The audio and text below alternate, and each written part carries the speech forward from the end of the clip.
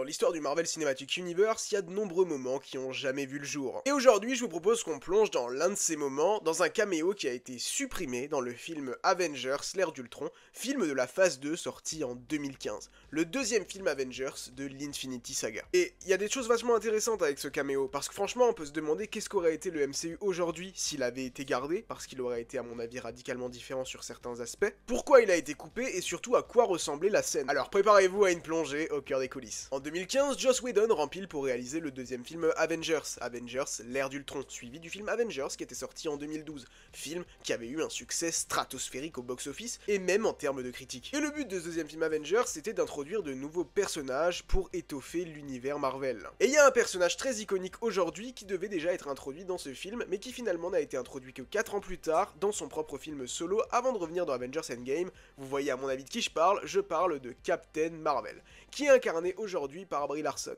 mais qui à l'époque ne devait pas être incarné par cette actrice. Aujourd'hui, Captain Marvel, c'est un personnage limite culte du MCU, personnage qui n'est à mon avis pas apprécié à sa juste valeur, mais qui n'a pas le traitement qu'elle mérite de la part justement de Marvel à mon sens, où il y a de très bonnes histoires à propos de ce personnage qui ne sont pas malheureusement racontées, le personnage est trop mis sur la touche. Clairement, il y aurait un truc énorme à faire et j'espère qu'elle restera après Secret Wars pour que tout cela soit développé. Malheureusement, tout ne s'est pas passé comme prévu à l'époque.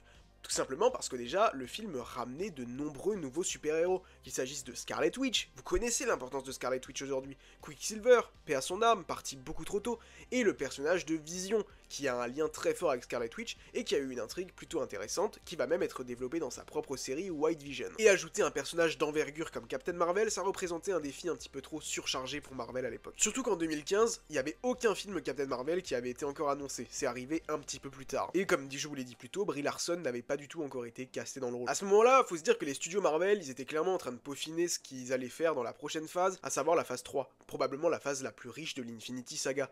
Et à ce moment-là, comme dit, ils ne savaient pas où aller, à part qu'il fallait conclure l'histoire des Pierres d'Infinité. Et dans la version originale de Avengers l'ère d'Ultron, Captain Marvel apparaissait dans la scène finale où Steve dit Avengers Rassemblement et où le Assemble est coupé. Dans cette version, dans la version qu'on a plusieurs nouveaux super-héros qui apparaissent, que ce soit du coup Scarlet Witch, Vision, mais également War Machine et Falcon qui ont rejoint les Avengers. Et dans ce moment clé, il y a une femme blonde qui devait atterrir aux côtés des autres héros, et cette femme blonde, eh bien c'était tout simplement Captain Marvel. Mais alors attention, parce que l'actrice qui était apparue sur le plateau, faut se dire un truc, c'est que ça aurait pas été l'actrice définitive, c'était une doublure qui était présente, parce qu'aucun casting n'avait été réalisé encore à ce moment-là, et en toute honnêteté, ça aurait laissé ouvert, je pense, aux théories, qu'une femme blonde apparaisse. Donc oui, on aurait théorisé sur Captain Marvel, mais on aurait pu théoriser encore sur plein d'autres personnages. L'idée, c'était quand même justement de créer la surprise, afin que justement, dans un prochain film, on montre le visage de Captain Marvel, et on se dise, waouh, elle était là déjà à ce moment-là. Et Joss Whedon, il est même revenu là-dessus en interview, en déclarant que le film s'offrait déjà d'une surcharge narrative, et donc c'était le gros problème de pourquoi est-ce que ce caméo n'a pas été gardé, parce que selon lui, ajouter Captain Marvel, ça aurait encore alourdi le scénario. Il avait déclaré qu'il ne voulait pas introduire un personnage aussi important de l'univers Marvel de manière précipitée,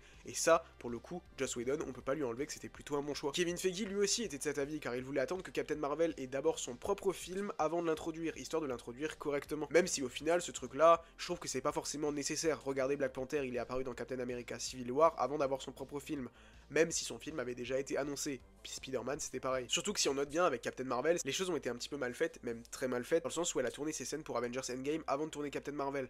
D'où le fait que son comportement est un peu différent dans Captain Marvel que dans Avengers Endgame, où dans Avengers Endgame, on a un personnage qui est stoïque et un peu froid, alors que dans Captain Marvel, c'est une fille un peu plus cool. Malgré tout, du coup, avoir coupé cette scène, je trouve que c'était plutôt une bonne chose, parce qu'on s'est retrouvé en 2019 avec un premier film Captain Marvel qui était plutôt cool, qui a fait un énorme succès, surtout comparé au deuxième The Marvels, où là, ça a été la douche froide du côté de Marvel Studios, mais évidemment, avoir coupé ce caméo à l'époque, ça a modifié la dynamique de l'équipe des Avengers pour les films qui ont suivi. Parce que si elle avait été gardée, cela aurait pu tout changer pour Avengers Infinity War et Avengers Endgame, et même pour le conflit Civil War, où dans le comics, Captain Marvel joue un rôle extrêmement important dans cette intrigue.